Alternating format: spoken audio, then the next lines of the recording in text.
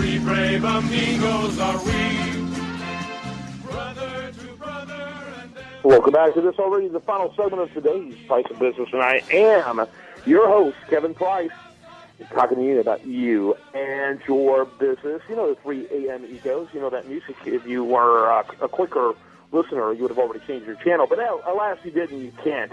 You're past that time. You've got to listen to the 3 AM egos, which include Dan Said, intern extraordinaire, whom we set out on an ongoing mission, kind of like Star Trek, you know, the ongoing mission. Originally 3 years, but for now it's an ongoing mission to boldly go where no intern has gone before, to find witty, interesting, hopefully entertaining, ideally humorous stories for us to discuss. He's kind of on that. He's more interested in interesting, and I'm more interested in random and ridiculous. But, you know, we do our best, and often he comes up with a great story.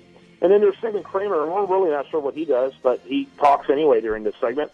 And then there's myself, Kevin Price, and your faithful host, and glad to be able to spend this time. So, Dan, what do you got for us? Well, I have an interesting article about how the USDA has approved genetically modified apples. Genetically modified apples? Yes. All righty. That sounds kind of boring. Yeah, we've been doing GMO food for decades there, Dan.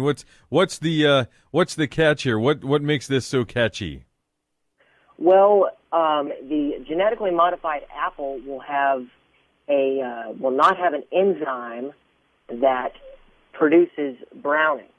It will just eventually the apple will brown, but it won't brown as quickly because of the missing enzyme. So it will brown, it just won't brown as quickly. Yes. So it's more like... Unlike McDonald's food, which you could eat years after it was prepared. Well, I was going to say it's more like white people.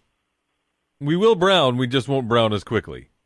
Yeah. You love doing those racist jokes. If you're Irish... As long as you're your own race. No, right? I mean, if you're Irish, you probably will brown at some point. It just takes a lot longer than, you know... Okay, so back to this apple. Does it have any other benefit? I mean, it's one thing to brown and it gets nasty and all that, but are there any other benefits that they've introduced into this apple? Is it plumper, juicier, bigger, more tasty, sweeter? Any of those things while they're at it?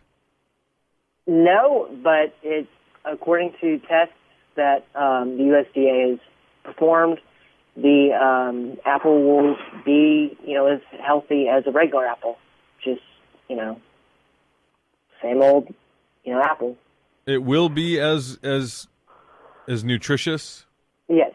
Uh-huh. Okay. Yeah. Let me ask you something, Sigmund. What do you think about this manipulated food? Is it kind of like fluoride? Is it all part of controlling our brains? Well, I don't know about that, but I do think that there is an inherent risk. Now, that said, let me just back up. We've been doing stuff with food, intermixing. I mean, broccoli was kind of man-created, right? Yes, I think. It was. And peanuts and all these other things that we have kind of genetically altered through, I'm trying to remember what it's called. I mean, it's something I learned about in elementary school, where you take different plants and you hybridize them to make something else, and it has certain benefits. Like maybe it's more drought tolerant, so it's easier for the farmers to grow and harvest. We've been doing that with corn. We've been doing that with tomatoes. We've been doing it with all sorts of other things other than just... Now, this, though, seems like they're taking the DNA. They're putting new DNA coding into it, and it's much more of a scientifically sophisticated way of changing things. But I guess that's the wave of the future. That's where we're going with everything, including human beings, which scares me a lot more than apples or potatoes or any other GMO food.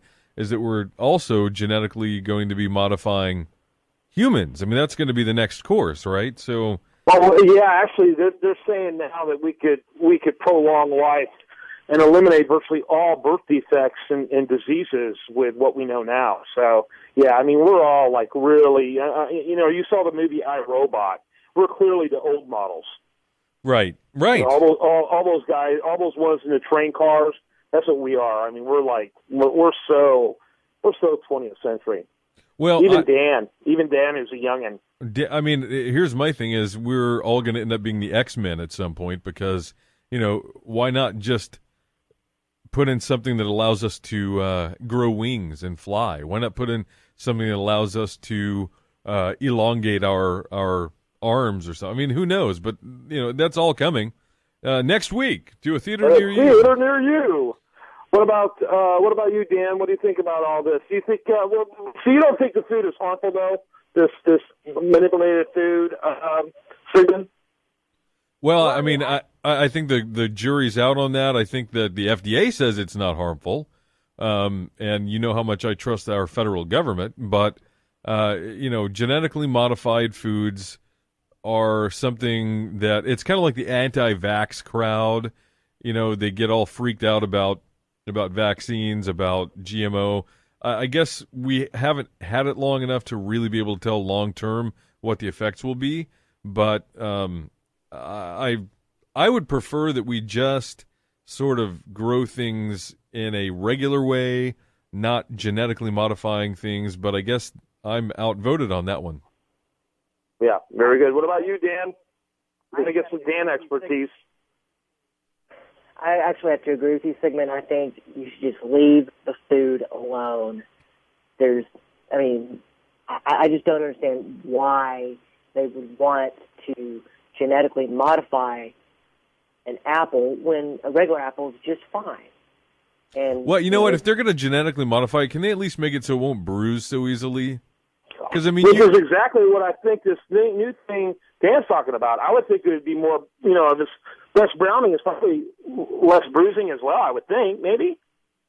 Yeah, no, you're right, Kevin. You're absolutely right. So they're saying it doesn't bruise. It doesn't, like, you go to the grocery store and it's hard to find an apple that hasn't already had the look like it went 9 rounds with Ali. And I think that it's if you could find an apple that doesn't look like it just played in the NFL for a season without a helmet, that would be nice. Yeah, that would be nice. It would be a dream. But I think apple. that's more of a packaging issue than anything else. Yeah. Like, they don't have to genetically so. modify it. They just need, what are they going to do? Put armor on it? They're going to genetically modify it with armadillo? I mean, what are they going to do?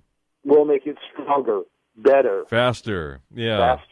Yeah. He and I know what we're talking about. He has no idea what we're talking about. Do you know what we're talking about? No, not a clue. Yeah.